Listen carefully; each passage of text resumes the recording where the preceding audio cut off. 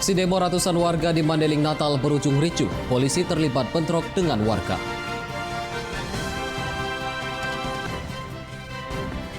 Gugus Tugas Percepatan Penanganan COVID-19 Batubara menolak laporan 2 kasus positif COVID-19. Pemko Binjai luncurkan pasar tradisional berbasis daring di tengah pandemi COVID-19.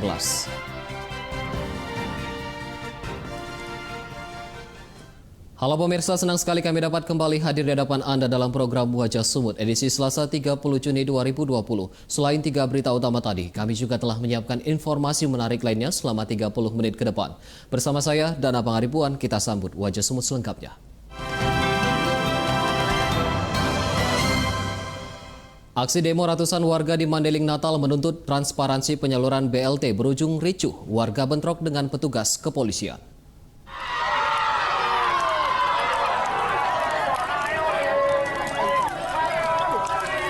Peristiwa bentrokan berawal dari aksi unjuk rasa ratusan warga desa Mompang Julu, Kecamatan Panyabungan Utara, Mandailing Natal, yang menuntut pencopotan kepala desa Mompang Julu karena dinilai tidak transparan dalam penyaluran BLT yang bersumber dari dana desa. Dalam aksi tersebut, warga memblokade jalan lintas Sumatera serta membakar ban hingga mengakibatkan kemacetan panjang kendaraan.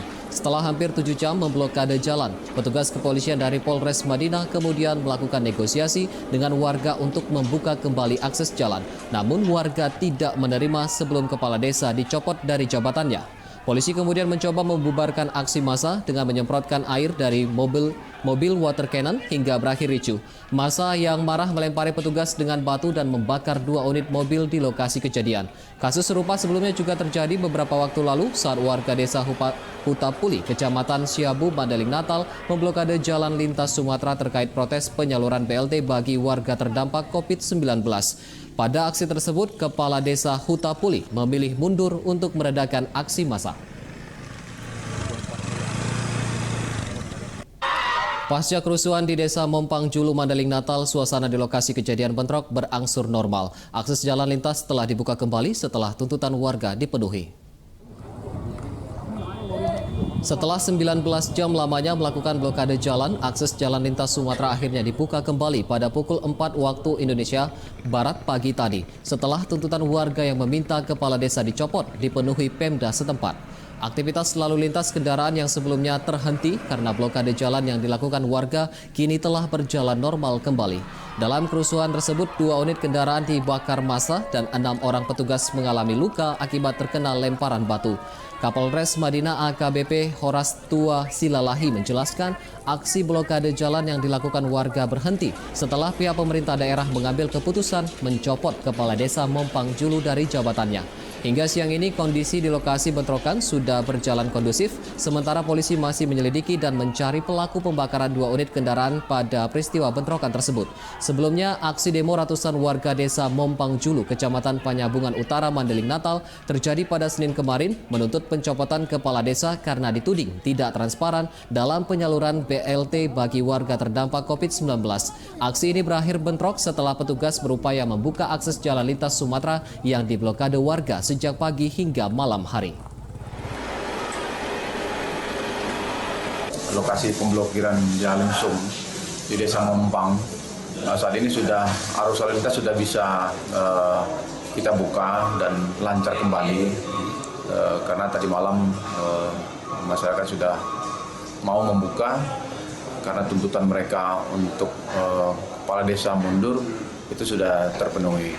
Kita ke berita selanjutnya. 1 unit rumah toko menjual makanan ludes terbakar pada Selasa pagi tadi. Tidak ada korban jiwa, namun kerugian akibat kebakaran diduga mencapai ratusan juta rupiah.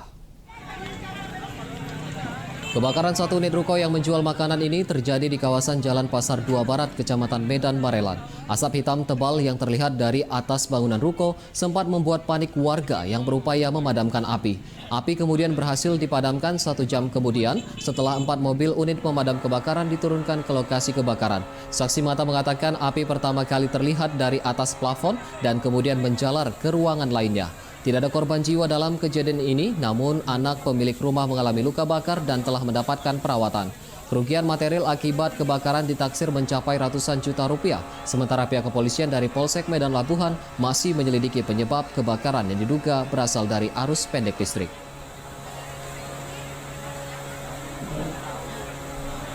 Sementara di Desa Pematang Johar, Deli Serdang, 3 unit rumah ludes terbakar pada peristiwa kebakaran yang terjadi pada Senin sore kemarin. Salah satu pemilik rumah jatuh pingsan ketika melihat rumahnya ludes terbakar. Sebanyak 3 unit rumah milik warga ludes terbakar di Desa Pematang Johar, Kecamatan Labuhan Deli, Kabupaten Deli Serdang. Kebakaran yang terjadi sempat membuat panik warga karena lokasi di kejadian berada di tengah pemukiman padat penduduk. Api dengan cepat membakar karena material bangunan merupakan rumah semi permanen. Api dipadamkan 1 jam kemudian setelah 5 unit mobil pemadam kebakaran diturunkan dan berupaya memadamkan api di lokasi kejadian. Menurut Kepala Desa Pematang Johar, kebakaran bermula dari salah satu dapur rumah warga yang kemudian menjalar ke bangunan lainnya. Tidak ada korban jiwa dalam kejadian ini, sementara kebakaran diduga terjadi karena arus pendek listrik yang mengalami korsleting.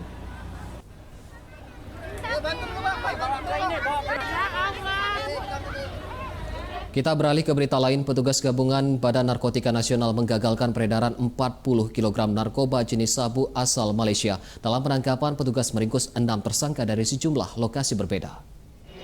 Keluarin. Pengungkapan kasus peredaran 40 kg sabu berawal dari penangkapan 2 orang tersangka di kawasan Jalan Medan Binjai oleh petugas BNN.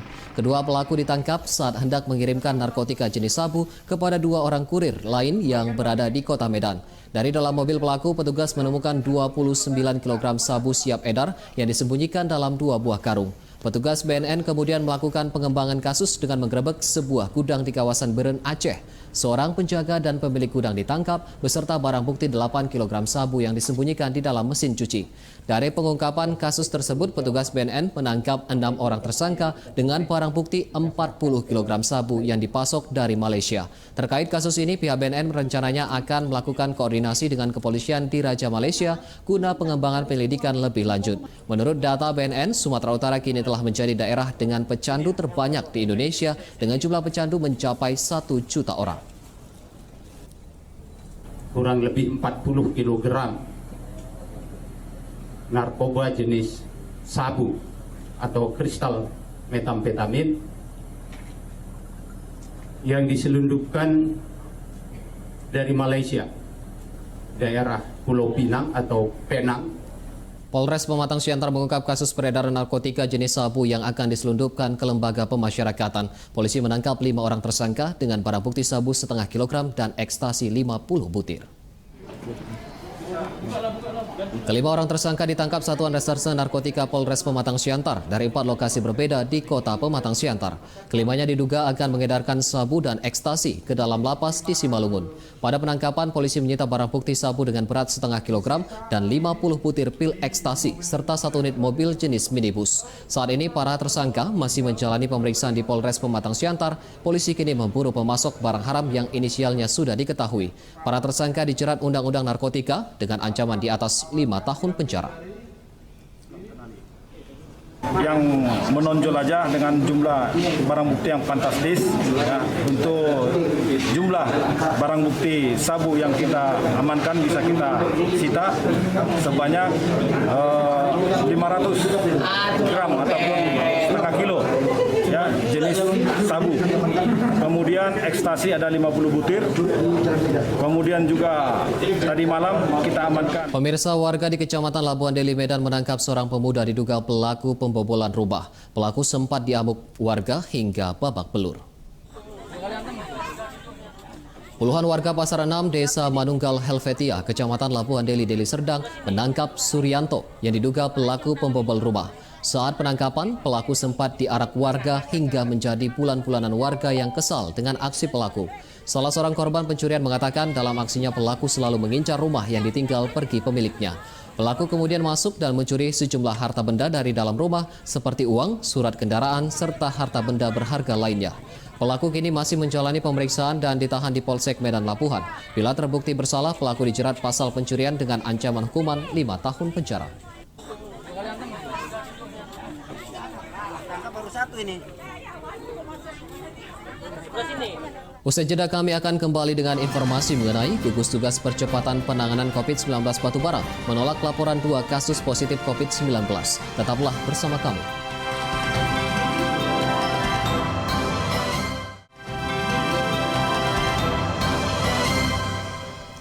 Anda masih bersama kami di Wajah Semut. Kasus COVID-19 di Sumatera Utara meningkat sebanyak 13 kasus menjadi 1.480 kasus positif. Kota Medan masih menjadi epicentrum penyebaran COVID-19 di wilayah Sumatera Utara. Pasien dalam pengawasan 228. Data tersebut dikonfirmasi Gugus Tugas Percepatan Penanganan COVID-19 Sumatera Utara pertanggal 29 Juni 2020 pukul 17 waktu Indonesia Barat. Jumlah kasus positif COVID-19 di Sumatera Utara meningkat sebanyak 13 kasus menjadi 1.480 kasus positif. Sedangkan PDP sebanyak 228 pasien dan 1.071 orang dalam pemantauan. Untuk penderita positif yang meninggal dunia berjumlah 92 orang, sedangkan yang sembuh berjumlah 383 orang. Berdasarkan data, Kota Medan masih menjadi epicentrum penyebaran COVID-19 dengan jumlah kasus positif sebanyak 966 kasus. Positif COVID-19 1.480, meninggal dunia 92, sembuh 383.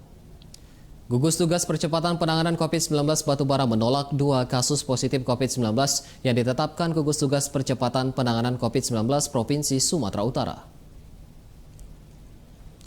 Penolakan tersebut disampaikan Kepala Dinas Kesehatan Batubara Wahid Kusairi dalam konferensi pers di Posko Gugus Tugas Percepatan Penanganan COVID-19 Batubara. Wahid yang juga juru bicara Gugus Tugas Percepatan Penanganan COVID-19 Batubara mengatakan sebelumnya ia mendapat laporan adanya 2 kasus positif COVID-19 dari Gugus Tugas Percepatan Penanganan COVID-19 Provinsi Sumatera Utara. Keduanya berjenis kelamin wanita berinisial RR, warga Kecamatan Nibung Hangus, dan NN, warga Kecamatan Sebalai.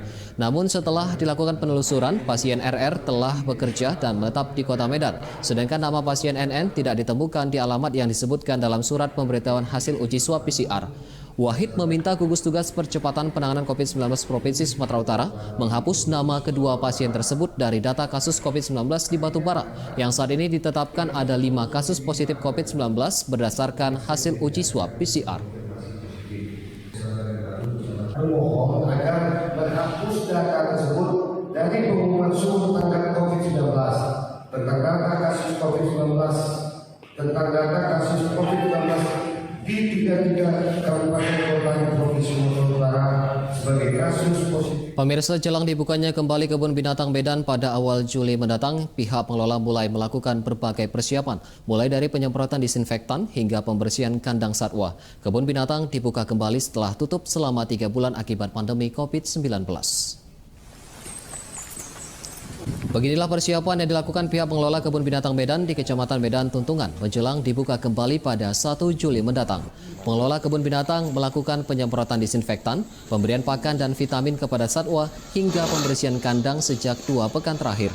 Menurut manajer Medan Zoo, Henry Pangestu, selain sterilisasi satwa dan area kebun binatang, pihaknya akan memberlakukan pembatasan jumlah pengunjung Medan Zoo. Hingga kini, pihak Kebun Binatang Medan masih menunggu keputusan Pemko Medan terkait izin perencanaan pembukaan lokasi wisata pada tanggal 1 Juli mendatang. Kami telah melakukan kegiatan-kegiatan seperti perawatan-perawatan di lingkungan kandang-kandang hewan, seperti pembabatan, pemangkasan pohon-pohon, kemudian terus pembersihan kandang-kandang hewan-hewan.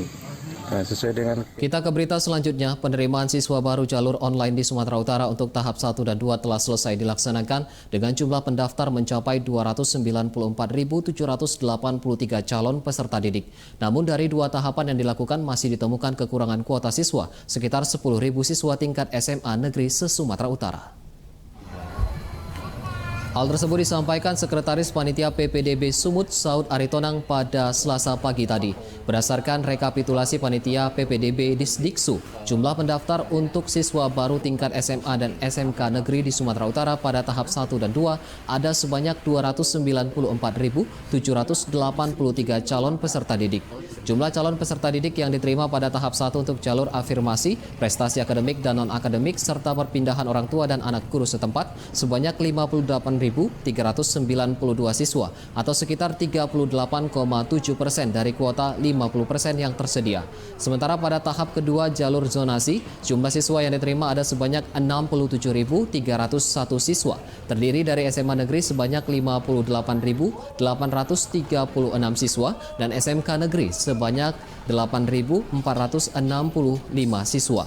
Dari jumlah tersebut, Panitia PPDB Sumut menemukan adanya kekurangan kuota siswa se-Sumatera Utara.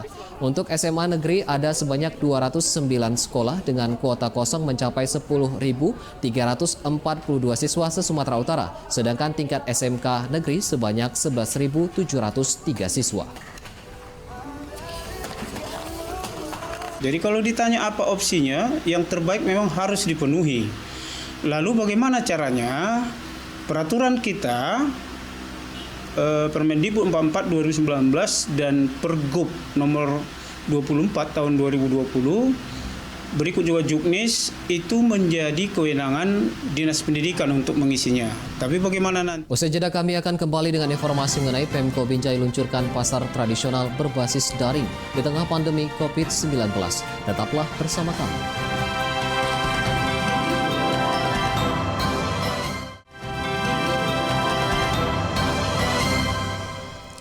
Kembali lagi di Wajah Sumut, pemerintah Kota Binjai kembali melakukan inovasi dengan meluncurkan pasar tradisional berbasis daring sebagai bentuk persiapan menuju tatanan kenormalan baru di masa pandemi COVID-19. Rencananya pasar tersebut nantinya akan diberi nama Pakjai atau Pajak Binjai dengan sistem pembelian dilakukan secara online. Aktivitas di pasar tradisional Rambung di Jalan Sibolga, Kelurahan Rambung Barat, Kecamatan Binjai Selatan, Kota Binjai, Sumatera Utara sudah mulai beroperasi kembali. Dari 400 lapak dagangan yang disiapkan pemerintah Kota Binjai, sebagian kios telah terisi dengan menjual beraneka ragam barang dagangan. Menurut Wali Kota Binjai, pasar tradisional ini nantinya akan disiapkan menjadi pasar tradisional yang melayani pembelian secara online. Langkah ini dilakukan Pemko agar tidak terjadi kerumunan pembeli di pasar tradisional sekaligus persiapan Kota Binjai menuju kenormalan baru di masa pandemi COVID-19. Pemko Binjai kini masih menyiapkan program online yang akan diberi nama Pakjai atau Pajak Binjai yang pengelolaannya melibatkan generasi muda Kota Binjai guna menumbuhkan perekonomian para pedagang di pasar tradisional tersebut. Rencananya pasar tradisional berbasis daring ini akan segera dioperasikan dalam waktu 2 pekan mendatang. Sebelumnya pemerintah Kota Binjai juga sudah meluncurkan program belajar secara online dengan nama program SIGUM atau Sistem Informasi Guru Mengajar yang akan mulai diberlakukan pada tahun ajaran baru. Pemerintah kota saat ini sedang mempersiapkan satu aplikasi marketplace yang namanya Pakjai, Pajak Binjai. Pakjai itu singkatan dari Pajak. Marketplace itu adalah pembelanjaan online khusus untuk orang Binjai dan khusus untuk pajak rambut. Dia bisa belajar secara online. Menyambut HUT Bayangkara ke-74 tahun Kapolda Sumatera Utara Irjen Pol Bartuani Sormin menggelar aksi bakti kesehatan di Rumah Sakit Bayangkara Medan. Dalam kegiatan, Kapolda menyantuni sejumlah pasien penderita tumor di rumah sakit tersebut. Aksi bakti kesehatan dilakukan Kapolda Sumatera Utara Irjen Pol Bartuani Sormin dengan menjenguk dan menyantuni pasien penderita tumor yang dirawat di Rumah Sakit Bayangkara Medan. Sebanyak 15 pasien penderita tumor yang berasal dari berbagai daerah di wilayah Sumatera Utara mendapatkan santunan biaya perawatan yang ditanggung Poldasu. Dalam kesempatan tersebut, Kapolda Sumut menyampaikan pihaknya sudah melakukan berbagai kegiatan bakti sosial dan kesehatan sebagai kepedulian Polri kepada masyarakat sekaligus menyambut HUT Bayangkara yang ke-74 tahun.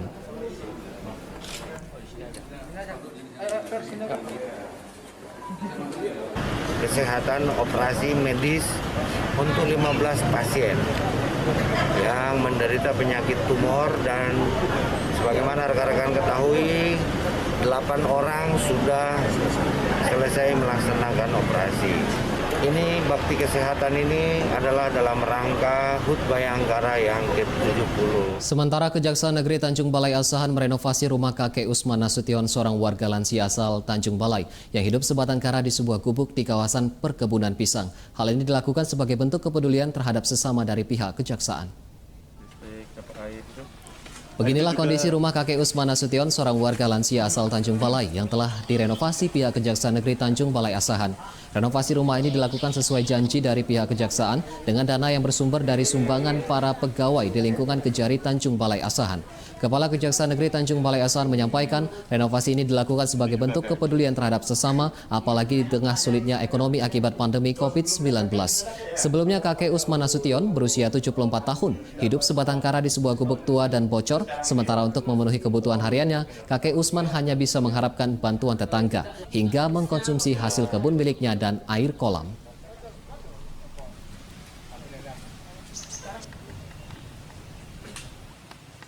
Harapan saya kepada kakek Usman juga artinya bisa hidup lebih baik lagi dengan sudah dibangunnya rumah ini. Jadi dana ini dari kami, teman-teman di Kejaksaan, para jaksa, tata usaha, jadi secara suka. Pemirsa, seorang nenek yang hidup sebatang kara di Kabupaten Asahan menggantungkan hidupnya dari hasil memungut sampah. Penghasilan yang tidak menentu membuatnya terkadang tidak dapat makan dan hingga kini ia belum mendapatkan bantuan apapun. Informasi tersebut sekaligus menjadi penutup Wajah Sumber edisi hari ini. Saya Dana Pangaribuan beserta kru yang bertugas mengucapkan terima kasih dan sampai jumpa.